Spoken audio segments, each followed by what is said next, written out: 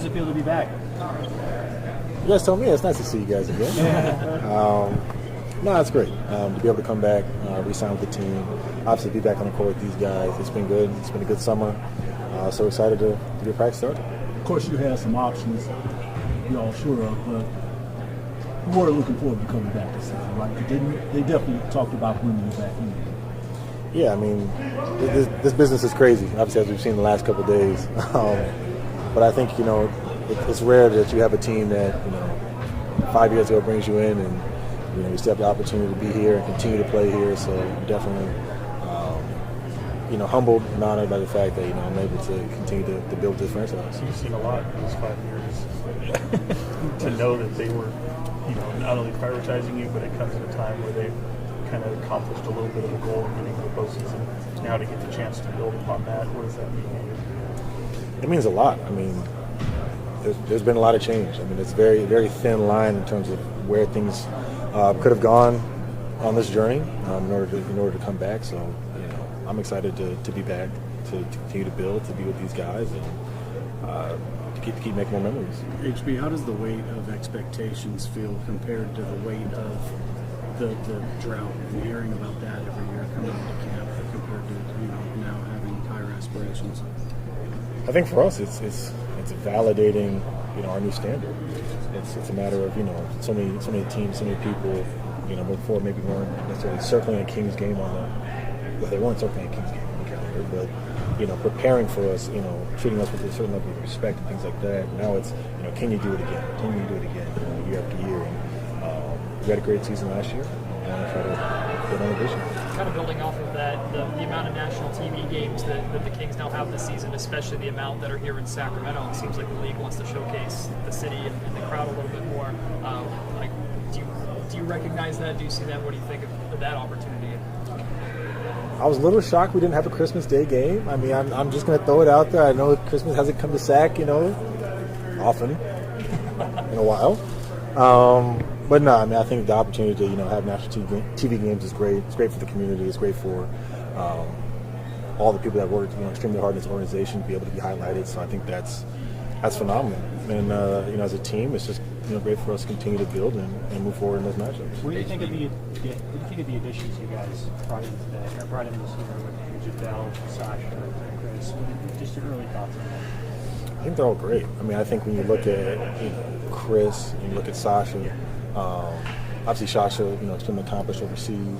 Chris, a good young player in this league, can help us with shooting because obviously that's something that fits our system, fits our style, fits who we are. I think one of the beautiful things about our team last season is that at any given point in time we had somebody step up and win us a game and make a big moment. I think that's what really was kind of our calling card is that, whether it was Trey or Malik or Kevin or, you just go down the list of guys who step up and have the game is huge. And I think both those guys have the ability to get hot, have the ability to keep the floor spaced, allow Fox and Domas to work. And JaVale, obviously, he's a winner. He's a presence in the paint. He's a guy who can alter shots, help us with the rebounding. Obviously, that was something that we struggled with last year. So I think all those guys, I think they're great additions to what we have, where we want to go, doing all that. HB, what's your relationship like with Trey? What's it mean to have him back? Trey's my guy. I'm still waiting to get my invitation to the book club. I mean, the guy puts his books on Instagram. He said he's starting a book club. Says I should have an email, and I get nothing.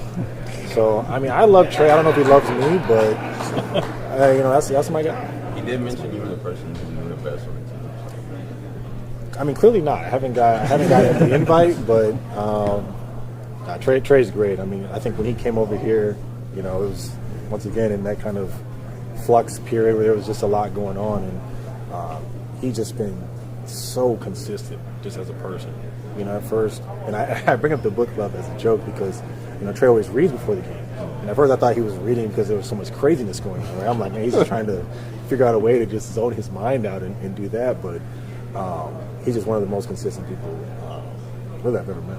How much were you in contact with your teammates over the offseason, and did they specifically contact you at all, like after the deal was signed and the announcement that you were returning? What was the response of them to knowing you were coming back?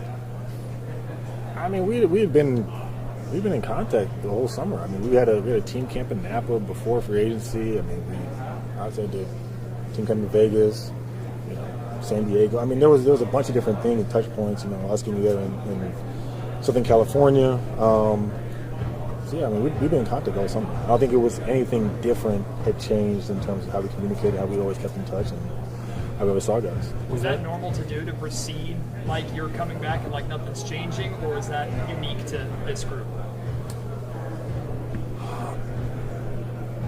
It's probably unique to this group. I mean, I think we naturally we all just get along together a lot off the floor. So naturally, I mean, I'm gonna see these guys, you know, in the gym regardless. You know what I mean? I'm seeing Trey in the weight room. You know, I'm on the court with Cad, Davion, you know, whoever it may be. So,